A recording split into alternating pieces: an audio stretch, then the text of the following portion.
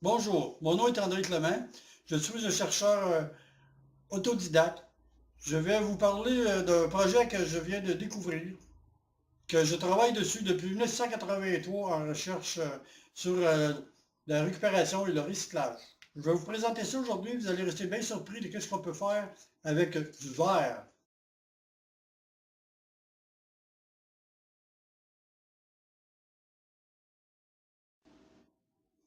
J'ai toujours été fasciné par le recyclage du verre.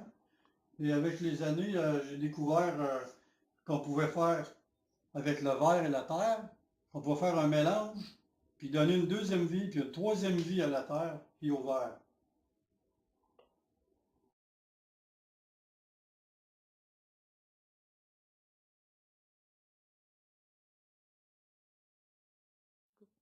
Maintenant, je vais vous présenter ce qui se passe sous vos maisons après une pluie diluvienne. Maintenant, on va remplir d'eau comme s'il y avait une pluie diluvienne qui arrive. Regardez le temps de réponse avant que l'eau sorte de là. Comparativement avec, on passe ça dans l'épuratoire tantôt, là, vous allez voir la différence. Là, je vais en mettre 1 litre dedans. On va voir ce qui se passe quand il mouille. Qu'est-ce qui arrive sous votre maison.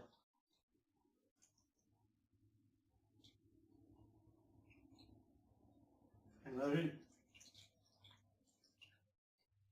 Voyez-vous comment le temps de réponse avant que ça réponde pour s'en aller sortir de la terre, là?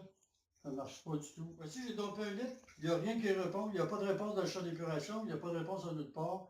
J'ai 1 litre de dompé, puis il mouille fort, là.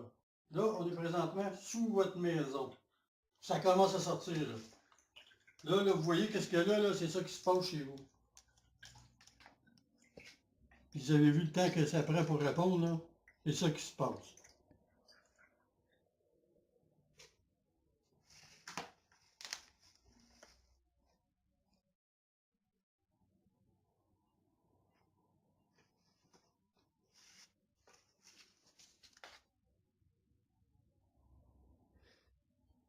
Ça a pris 5 minutes avant que ça parte sous la maison.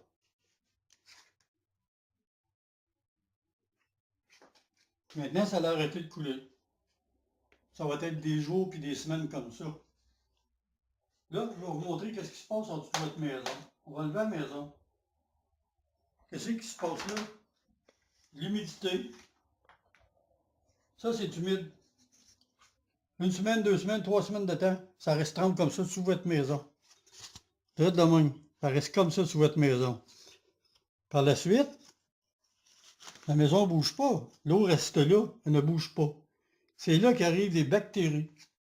Les bactéries collent sous le ciment. Ils se propagent à travers les craques, les fissures qui peuvent se faire dans les murs. C'est comme la maladie des légionnaires qui s'infilent dans les blocs à chaleur par des fissures dans le ciment. Ça s'infile dans les pommes de douche. Puis en plus, c'est que ça aime l'eau chaude. Fait que ça reste dans les pommes de douche. Le danger, c'est d'aspirer ça ou d'inhaler cette bactérie-là.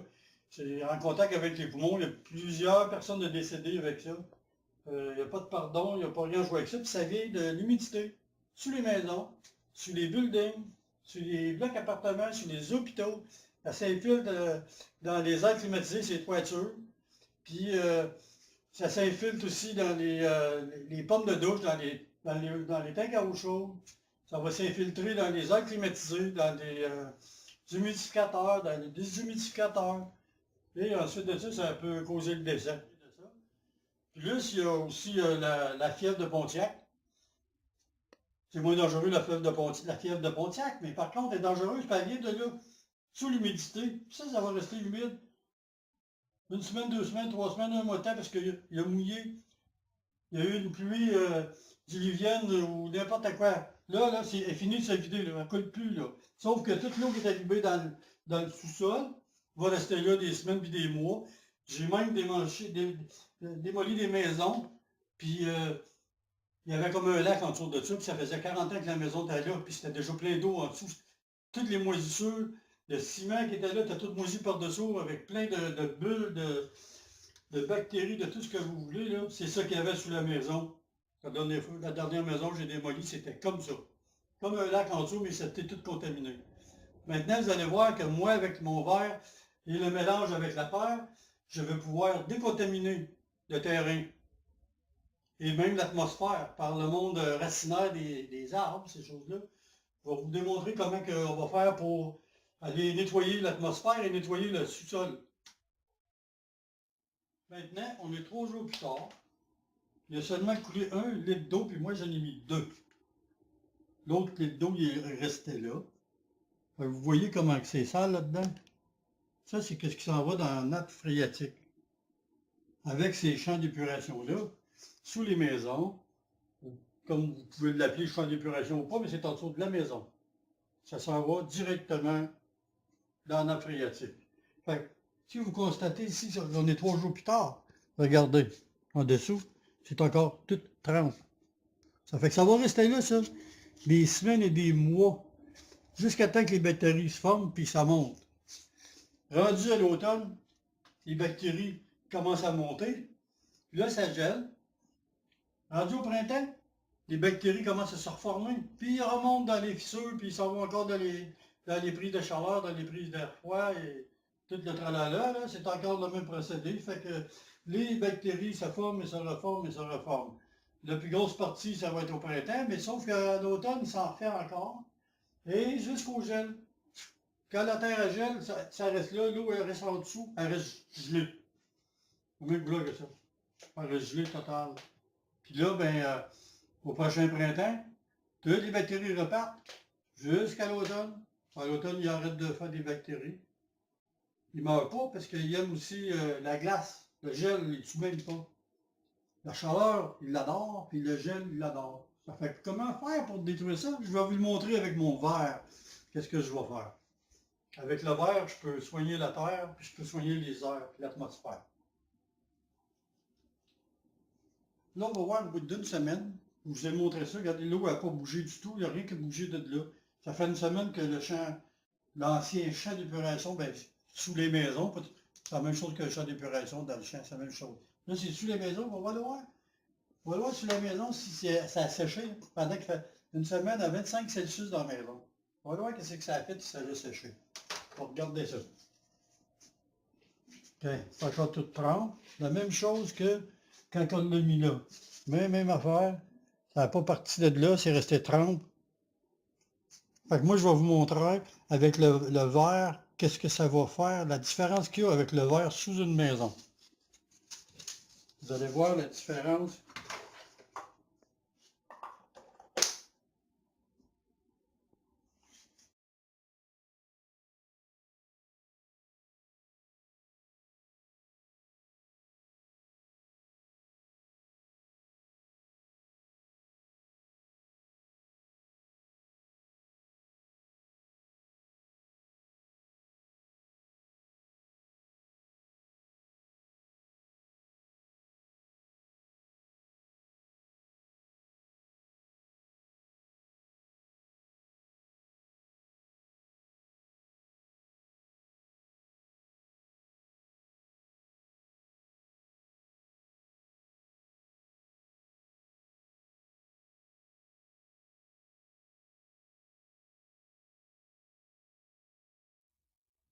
OK, ici, on a deux tuyaux qui sortent de la terre. Ça, c'est des tuyaux de 4 pouces qui sortent de la terre avec deux fans de 4 pouces à l'intérieur. Une qui pousse, puis l'autre qui tire. C'est 200 CFM minute. Les deux, c'est chacun 200 CFM minute. Maintenant, à quoi ça sert ça? C'est que ça va tirer l'air sale ici, ça va aller se filtrer par son net ici. Ça, c'est pour enlever toute l'humidité du sol, du sous-sol, des côtés du solage. Il n'y aura plus d'humidité. C'est zéro humidité dans toute la maison. Parce qu'il y a 30 cm d'épais sous la slab de ciment, 30 cm d'épais de verre, puis 30 cm d'épais dans les côtés des murs de ciment. L'air va passer ici, puis ça va sortir là. Il n'y aura jamais d'eau dans le sous-sol. Les murs extérieurs vont tout être secs. Ça veut dire ça, zéro humidité sous la maison. Il n'y a plus d'humidité. Ça va être sec, ça va rester sec. Ça, c'est rempli de verre. Puis entre les murs de dehors, c'est comme ça. Ici, on a deux regards. On est dans le sous-sol de la maison. On enlève les deux bouchons du regard. Puis là, qu'est-ce qu'on fait? On envoie le médicament pour les arbres, pour la couche phréatique. On envoie ça dedans. Le médicament, il va passer là. On va mettre ça dedans. Ça, c'est le médicament pour les arbres. Le médicament pour... normalement, là, c'est un tuyau de 4 pouces qu'il y a là. Fait que c'est sûr que c'est plus petit, là. OK. Bon, là, j'ai envoyé mon médicament dedans. Là, je suis en train de nourrir. Eh ben, tu vois. Je suis en train de nourrir le sous-sol. D'un coup, nos regards remplis, il y a 4 litres de potion magique, de poudre magique qui va dedans. Cette poudre magique-là, c'est pour les tuer les pluies acides. On va rire, mais vous allez voir qu'il y a des effets spéciaux. Là, on va remplir c'est 4 litres le printemps, puis dans un, puis 4 litres à l'automne dans l'autre. Ça a une spécialité, pourquoi? Parce que les bactéries, ils reviennent au printemps, puis ils reviennent à l'automne. Ça fait qu'on va les envoyer dans le champ là-bas, qui vont être traités, comme les pluies acides vont être traités. OK. Là, mes bassins sont remplis de vitres, de verre, c'est-à-dire de verre de bouteille. Puis là, je vais vous montrer l'épurateur de maison. À quoi ça va servir l'épurateur de maison? On va regarder le temps de réponse quand j'arrose. Ça fait que là, on va voir. L'autre, j'ai dompé 2 litres dedans avec une réponse au bout de 5 minutes. Ici, j'ai dompé 1 litre. J'ai le temps de la remplir, là. Ça va pas long, là. 1 litre de dompé, là. Parce que là, il y a plusieurs places à traverser de différence. Hein. On va en domper un autre litre.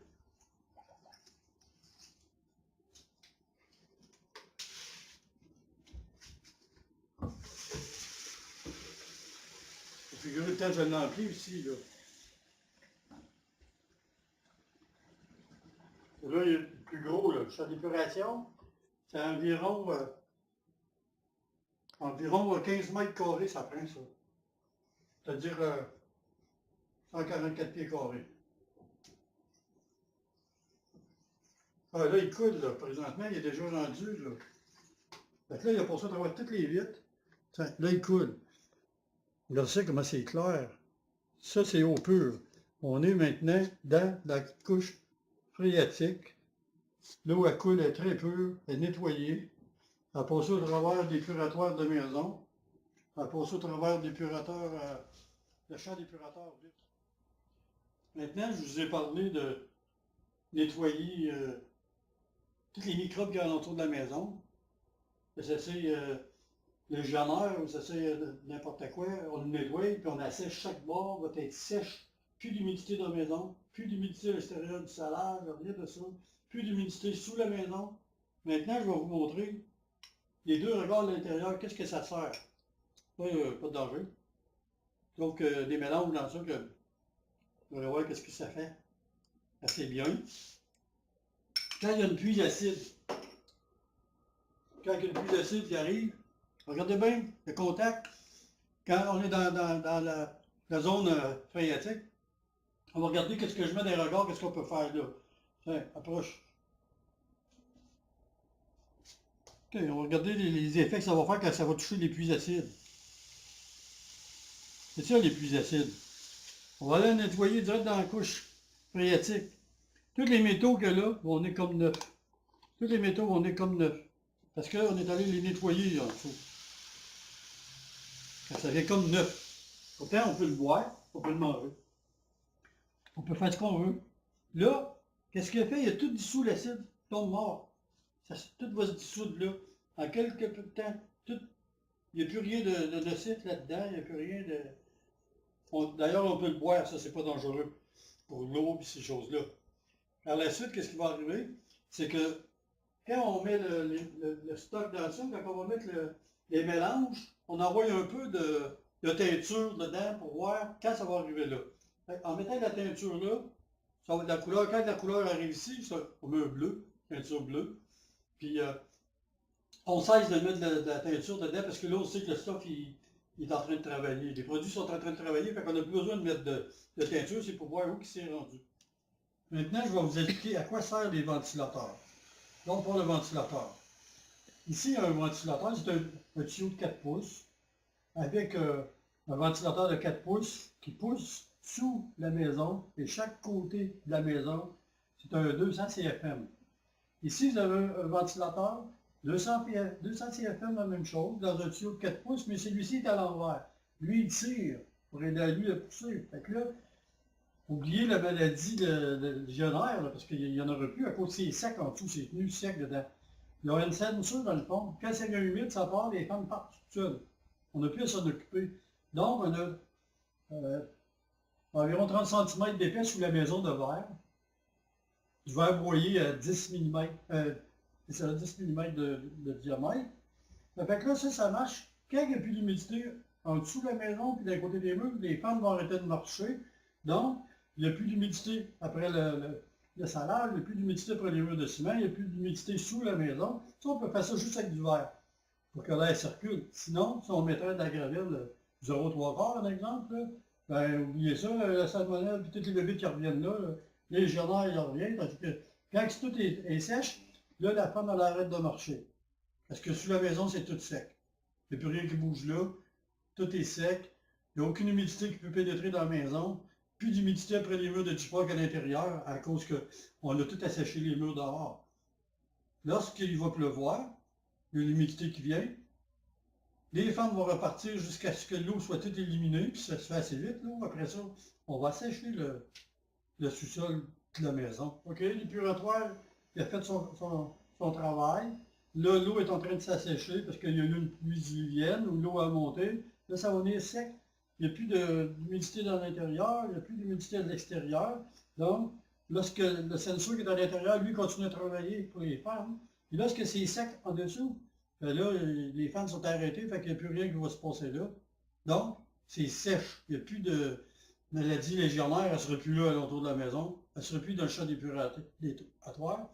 Ensuite de ça, les médicaments qu'on donne, un à l'automne puis un au printemps, puis ça s'en va dans la nappe phréatique, ça s'en va dans les racines des arbres, puis ça va tomber des fines gouttelettes dans les airs qui vont aller tuer les pluies acides, parce qu'il y a un médicament dedans. On peut médicamenter les sols par ici. Donc, ce qui est important, c'est à tous les printemps et l'automne de mettre le médicament dedans pour faire sécher les pluies acides. On la dissout, la pluie acide, on n'a plus de trouble avec ça. Ensuite, on va dissoudre les métaux qui sont sales. Quand les mines creusent, là, ils polluent parce qu'ils remontent déjà des métaux chauds. Les métaux qui sont déjà sales, on va les aider à nettoyer. On ne peut pas voir combien d'années ça prend pour le nettoyage, mais en tout cas, ils vont se faire nettoyer, c'est sûr et certain. Pour terminer, les ventilateurs ont fonctionné, ça fait 2 heures. Maintenant, on va regarder notre champ d'épuratoire si ça s'est vraiment évaporé l'eau du verre et de la toile textile. Il n'y a rien de trempe là. Il n'y a rien de trempe ici. Peut-être une petite affaire humide, pas plus. Donc, ça a fonctionné. Fait que tout est correct. L'eau est pure. Tout est traité.